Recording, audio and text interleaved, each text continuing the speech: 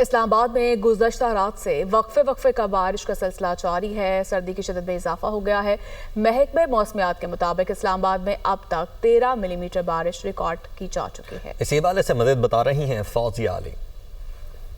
बिल्कुल, शहर इक़्तिदार में बारिश बरस रही है। गुज़श्ता रात से बारिश बरसने का सिलसिला शुरू हुआ और अब बाज़ मकामात पर हल्की बारिश है, बाज़ मकामात पर तेज़ बारिश है।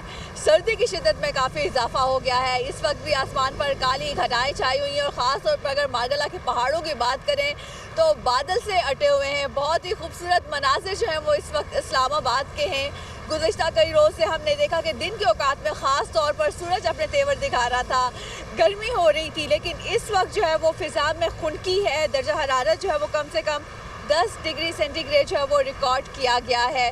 महकमा मौसमियात ने तो यही बताया है कि आज शाम तक वक्फे से ये बारिश का सिलसिला जारी रहेगा। गिरदोनवा में भी ख़ास तौर पर अगर मरी की बात की जाए तो मरी में भी बारिश भी हो रही है और हल्की बर्फबारी भी है। तो शाम के औकात तक ये सिलसिला यूँ ही जारी रहेगा और सर्दी की शिद्दत में मज़ीद इजाफा मुतवक्के है। जी।